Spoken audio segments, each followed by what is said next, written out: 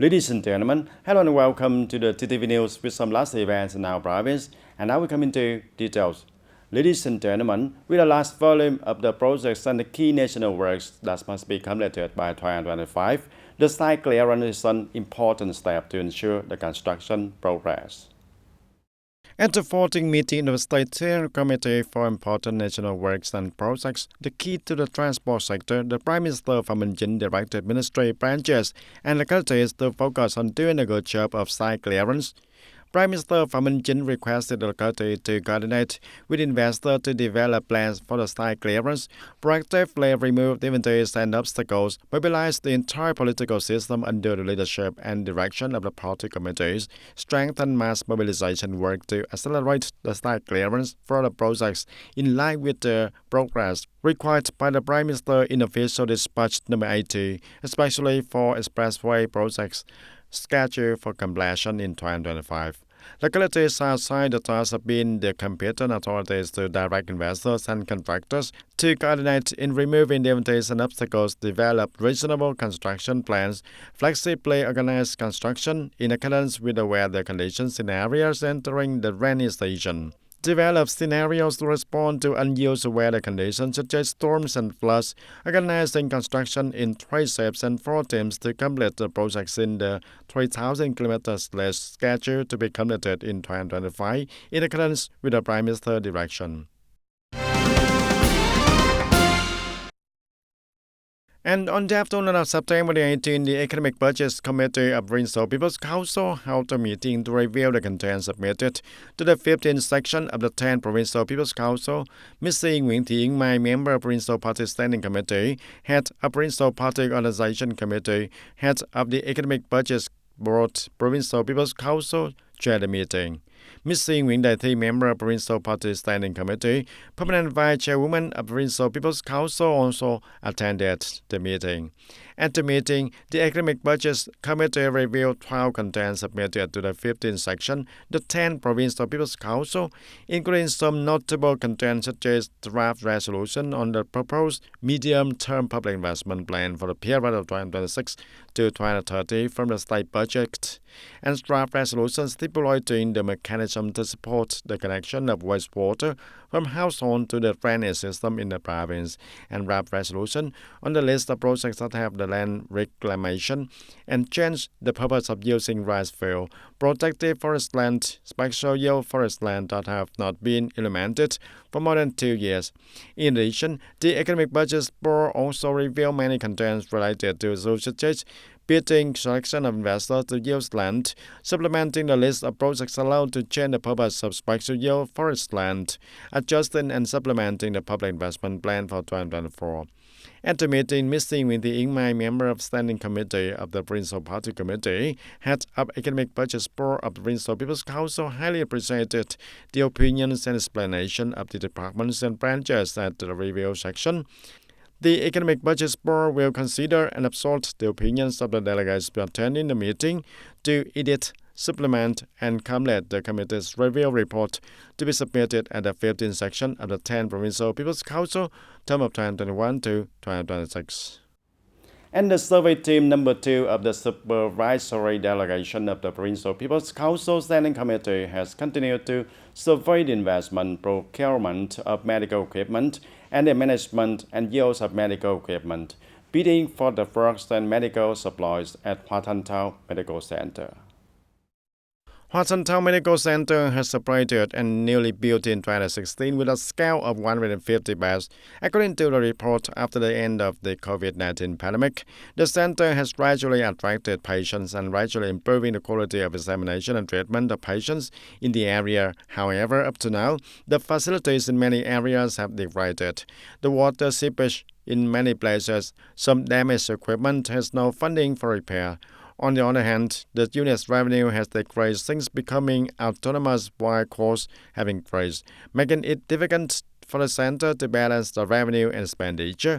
In addition, Hoa Thanh Thao Medical Center also encountered difficulties in bidding for drugs and medical supplies related to suppliers, appraisal parties, and human resources participating in the bidding.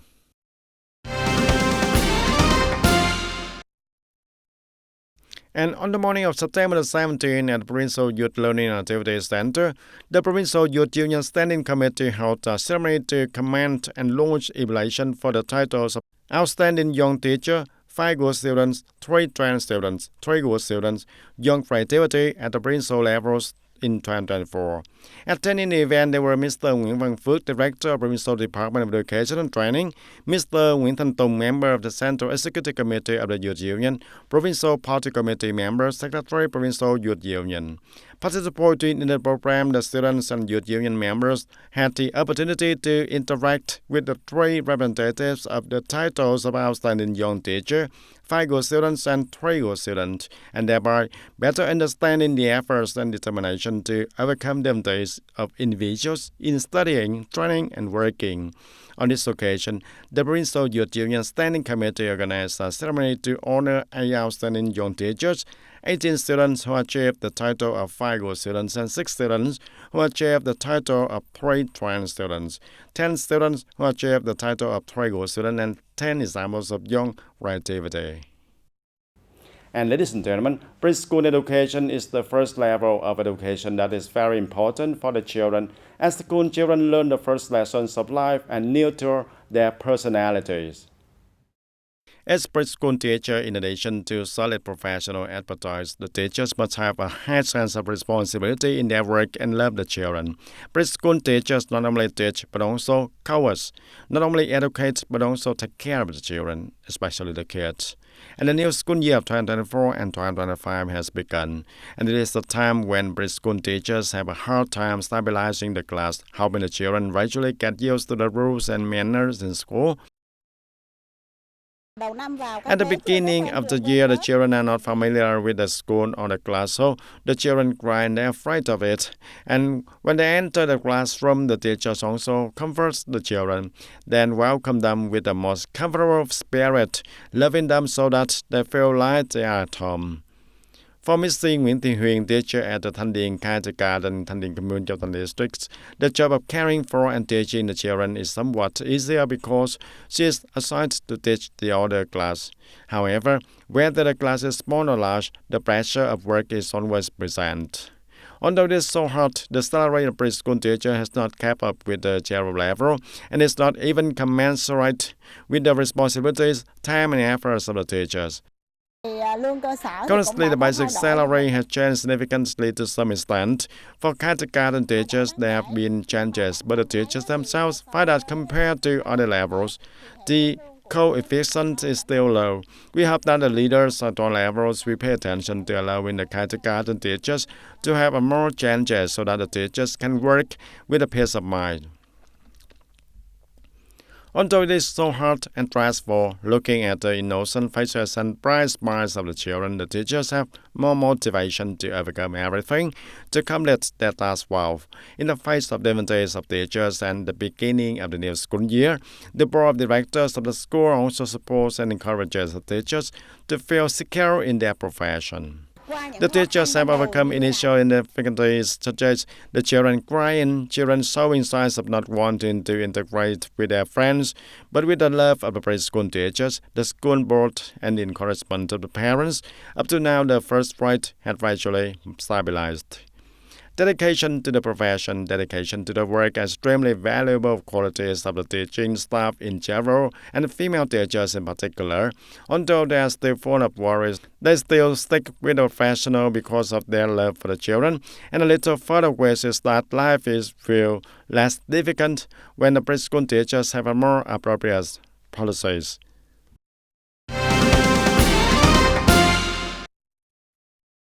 The Ho Chi Minh City Mobile Expressway project is part of the planning for the development of Vietnam Expressway network until 2030 and is one of the 41 important expressways nationwide to achieve the goal of completing the construction of about 5,000 kilometers of expressway by 2030, and it is an urgent expressway project of special significance, creating a driving force to open up the new economic and social development space, strengthening the security, national defense of Tây Ninh province, Ho Chi Minh City in particular, and of the Southeast region and the whole country in general. The implementation and completion of the Ho Chi Minh City Mobile Expressway project will open up opportunities for a strong development with a breakthrough in socio-economic development, forming a complex, synchronous, and modern traffic network, connecting Taynan province with Ho Chi Minh City and the provinces and cities in the southeast region, also diversifying the technical infrastructure and creating interconnection, enhancing the competitiveness of the economy, reducing logistic costs, promoting the investment attraction, opening up new development space for urban, industrial, and logistics according to the provincial planning orientation, increasing land use value and creating spillover effects, diversifying industry and service business sectors, changing occupations, creating jobs, ensuring social security and welfare, improving the materials and personal life of the people in Taynan province. And in response to the National Digital Transformation Day of 2024 on September the 19th, the Department of Information and Communications of Taynan coordinated with the National Digital Transformation Agency under Ministry of Information and Communications to organize the conference to exchange and popularize the community digital skills in Taynan province.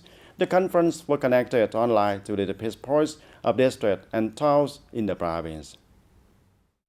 Speaking at the conference, Mr. Nguyễn Trung Hiếu, Deputy Director of the Department of Information and Communications, said that up to now, the home province has established 633 community digital technology teams with 4,290 members.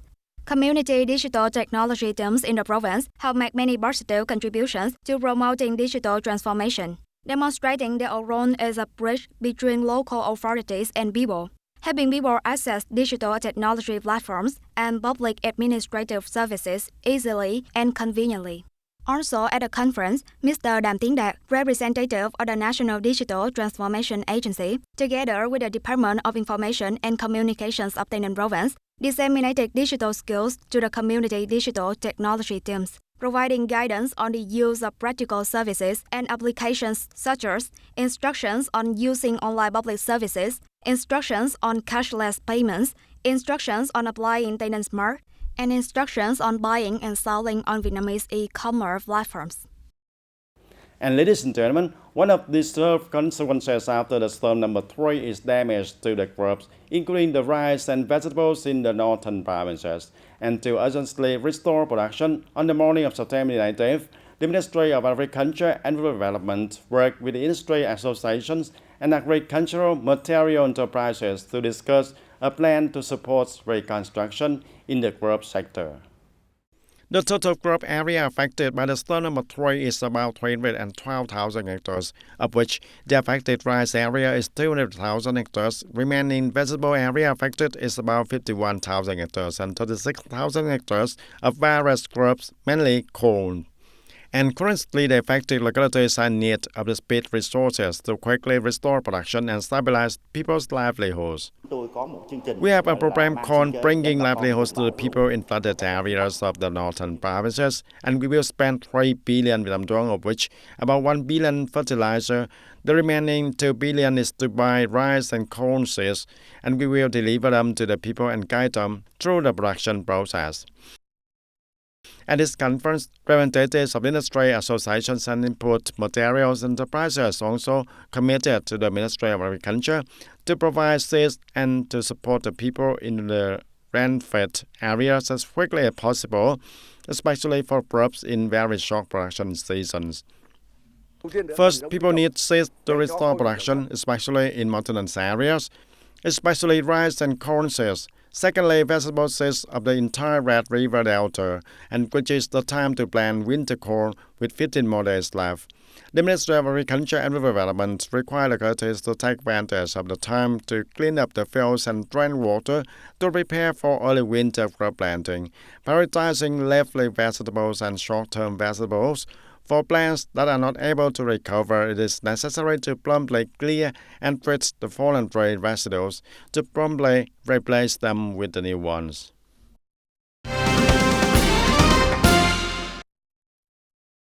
On the morning of September 18th, the Vietnam Fatherland Run Committee of Go Dao District launched a campaign to support people affected by storm number 3, Storm Yagi. Attending the launch ceremony were Mr. Nguyễn Văn Vi, Vice Chairman of the Vietnam Federal Run Committee of the province, Mr. Huỳnh Thanh Phương, National Assembly Delegate, Member of the Provincial Party Committee, Secretary of the District Party Committee. At the launch ceremony, the leaders of the Vietnam Federal Run Committee of the district launched the call for all cadres, civil servants, public employees, armed forces, workers, companies, and enterprises inside and outside the district to promote the spirit of great national solidarity, mutual love and affection, and the morality of loving others as you love yourself, in order to contribute to sharing and encouraging people in the northern province to overcome the consequences, overcome difficulties, and soon stabilize their lives. At the ceremony, representatives of enterprise, agencies, units, departments, branches, socio-political organizations, and social organizations, and armed forces of the district donated more than 455 million Vietnamese đồng. The contribution to support the northern people affected by natural disasters in Go Dao district will continue until October 10, 2024. In recent days, at the headquarters of the Vietnam Federal Run Committee of the province, organizations, businesses, and people have come to directly support people affected by natural disasters in the northern province. On behalf of the Vietnam Federal Run Committee of the province, Mr. Nguyễn Văn Vi, Vice Chairman of the Vietnam Federal Run Committee of the province, thanked the attention and sharing of agencies, units, organizations, businesses, and people in the province for the people in the northern province who are suffering from natural disasters, helping people overcome the consequences and soon stabilize their lives. Previously, TayNinhTV province also promptly supported 5 billion Vietnamese đồng from the Provincial Social Protection Fund through the Central Relief Mobilization Committee to send the province affected by storm number 3 and its circulation. And ladies and gentlemen, many serious landslides due to heavy rains could not stop truck carrying relief goods from all over the country to the people of Xuân Lạc Commune, Chợ Đồn District, Bắc Cạn Province. However, the distribution support and tracking of goods source also need the help of local authorities, including the market management force. In the whole Chợ Đồn district, more than 900 houses were affected by the circulation of storm number 3, of which 5 houses were completely collapsed. Hundreds of houses were damaged. And during this day, many trucks from the lowlands to the highlands continued to roll, bringing hope to the people here. More than 1 ton of rice, medicines, and essential products such as medicine, food, and hygiene tools were given by the Market Management Department of Bắc Cạn Province in coordination with benefactors to hundreds of poor households in the area, with the hope that the people will soon stabilize their lives. We and the strong people from Hanoi presented 200 gifts to the people of Bắc Cạn Province to overcome the difficulties after the storm's consequences. In addition to working with the people and local authorities to overcome the consequences of the storm number 3, the Market Management Department of Bắc Cạn Province, as well as the Market Management Department across the country, also ensure the propaganda, inspection, supervision, handling of violations, and market stabilization. The General Department of Market Management has issued a document directing the National Market Management to strengthen inspection and control, and if any subjects are found to be hoarding goods and rising prices unreasonably for personal gain, they will be handled according to the provision of law. And after the Typhoon Yagi, market management teams has systematically deployed professional measures, strengthen the local management to prevent, detect, and promptly handle violations related to prices, commodity speculation, hoarding to create the scarcity of the goods to right prices, and illegal profiteering. More than ever, ensuring the price stability and adequate supply for essential goods for the people is extremely important. And ladies and gentlemen, that's all for today, TTV News. Thank you for being with us, and goodbye for now.